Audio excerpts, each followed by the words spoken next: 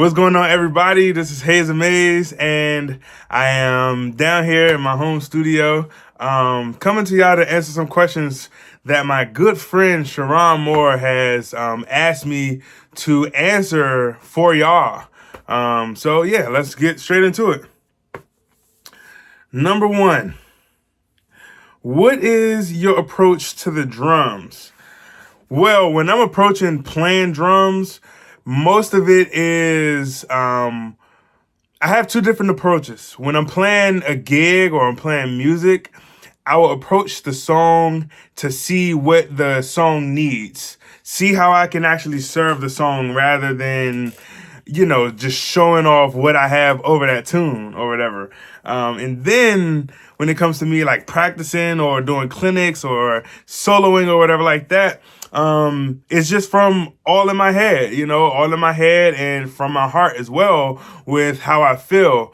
So I just come up with things on the spot most times. I have a few signature things that I do when I play because I like to differentiate myself from other musicians as well. Question number two is, how do I deal with stamina? I build my stamina by drinking a lot of water.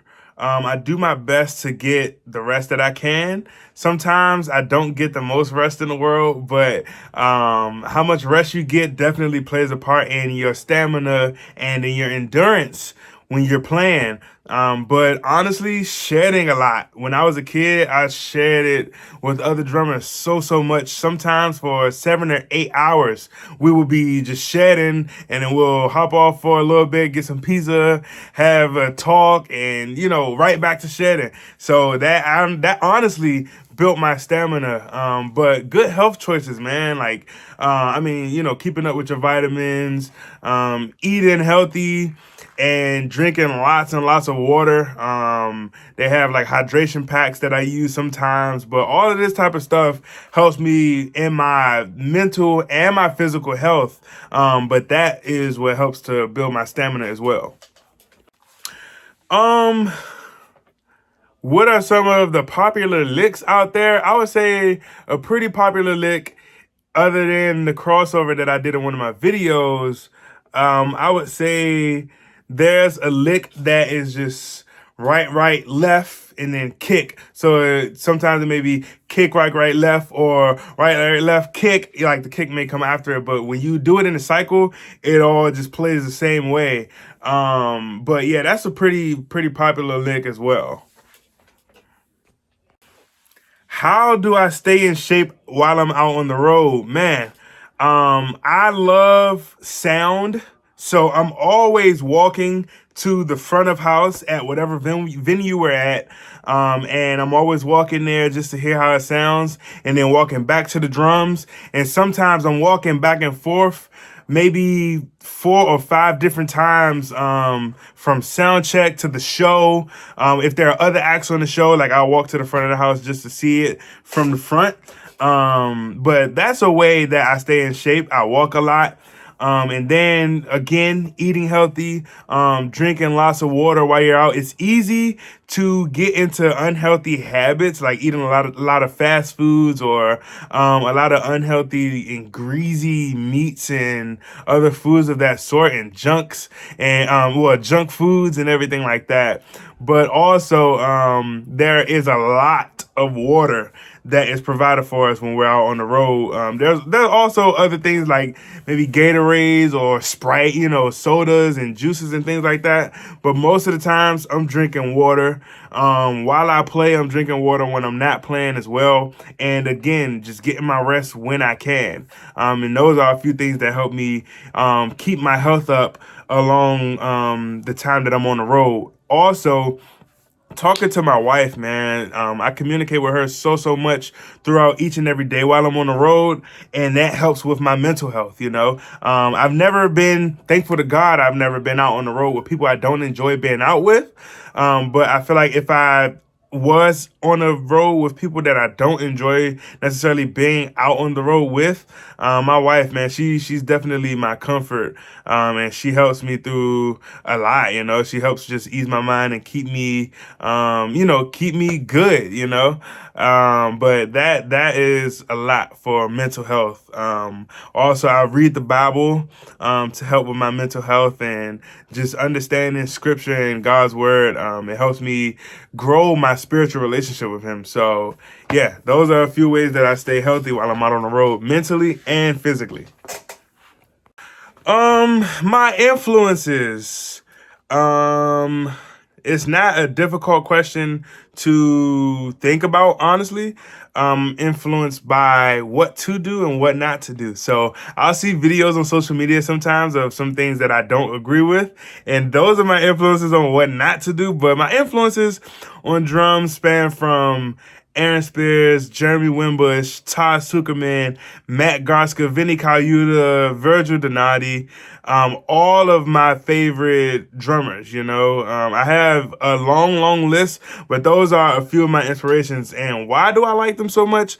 Because I feel like they all have different styles and they all approach music differently, and I can pick up something and learn from each one of them.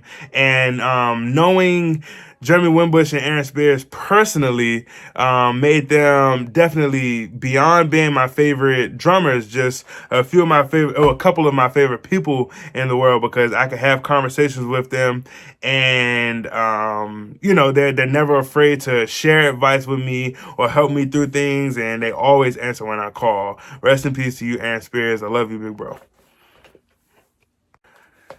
How did I become a little popular on social media? Just by posting. Honestly, I began to post, and I posted most of the times what I want to post. Sometimes I'll post what I feel like people are going to like, but most of it is me posting what I want to post and what I feel like posting, honestly. And it resonates who it resonates with. A lot of people mention like the joy and the smile that I have while I play the drums, and that attracts them to my playing. Some people mention my chops. Some people mention my groove. Some people mention just the authenticity that I play with. And all of these things I'm honored and grateful to have, that'll set me aside from all the millions of drummers in the world. But just sticking to who I am and being confident in my ability and being confident in my artistry, I feel like that has helped to escalate and elevate my social media popularity.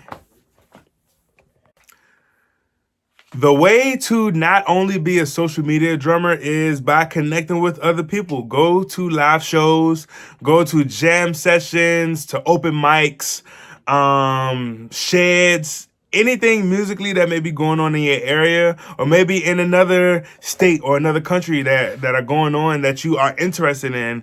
Go out and do these things. Connect with other people and just let people know, hey, yeah, I'm a drummer. Like, you don't gotta literally go up to somebody and say, hey, I am a drummer, please hire me. You don't gotta do that, but definitely people want to know what you do. You know what I mean? So I would say continue to post on social media or get yourself out there however you get yourself out there, whether it's playing drums on the street or whatever it is. People are going to see you. If you're surrounded by people and people's eyes are on you, then you'll definitely be able to pull in some type of gig or some type of work. Yeah.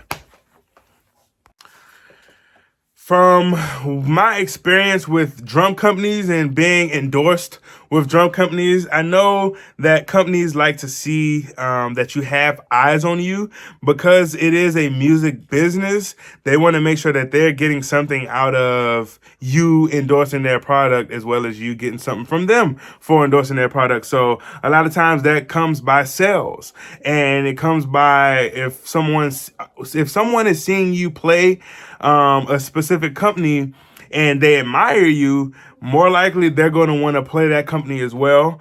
That's something that companies look for: a good following and a good community that a person may have.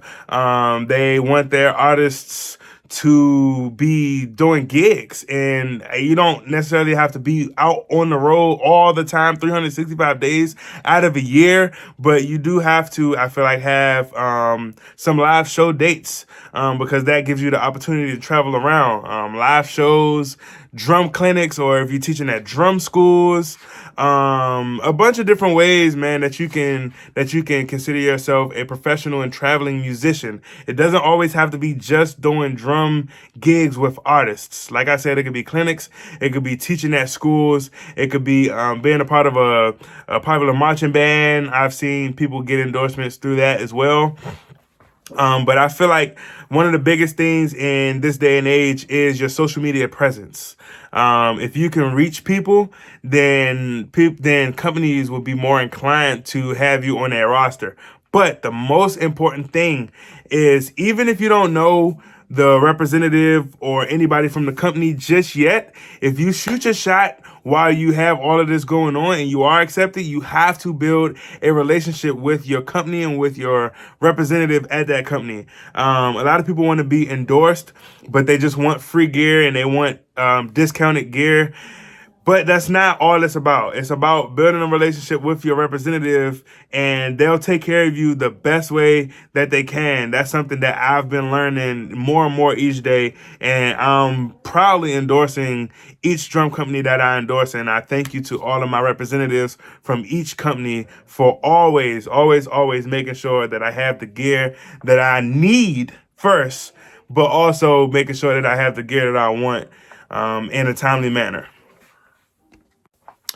Why do I set my kit up the way that I do? Mainly because it's comfortable for me. Sometimes I'll do a different setup where I feel like it challenges me to think different and to play different. So I'll do that most times in my own home when I'm just, practicing or whatever like that. And then if I feel comfortable with however I switch my kit up, I'll try it out on a gig and in rehearsals and things like that, just to get more comfortable with it. Going about getting major gigs, again, I would say just continue to put yourself out there and try to surround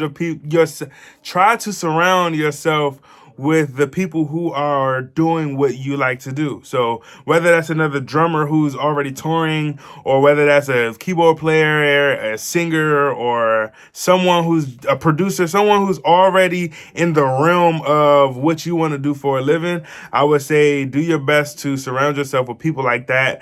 And yeah, be consistent, be persistent. When you have local gigs or smaller shows, treat them with great care, because that speaks volumes and you never know who's watching. So always do your best every opportunity that you're given until that major gig comes along.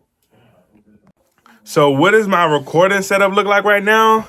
Honestly, at this very moment, my recording setup looks like my iPhone 15. I record on 4K, 60 FPS, and then I have a few lights. I have a Godox VL150 light, and then I have this little square panel light that changes colors, and my drum kit, and then I have a Behringer X18 Air interface mixer that I use to run my microphones through. And I have my drum set, of course. And I use Logic to mix my drums. And I use iMovie most times to edit my videos, which I'm about to do for an unboxing that's coming out on my YouTube channel. My YouTube channel is Haze Amaze. So go ahead and subscribe to me, watch my videos, like, comment, and share them. Yeah, and that's what my recording setup looks like at this current moment. Y'all see my camera right here? It just stopped working. I don't know why it's not turning on. My batteries are charged, but my camera just won't turn on. So normally for my home content, I would use that camera. That is a Canon M50 Mark II. But for whatever reason, it's not cutting on. So I'm going to have to get a new one. But my iPhone 15 does an amazing job as well. Um, An electronic press kit, which is an EPK. You asked me a question: do I still use packages to get gigs? I'm assuming that you mean like a press kit. I do use my press kit for getting clinics. Not necessarily getting gigs. I haven't used it yet, but just doing clinics and getting my name out there to different like universities and schools that I want to speak at.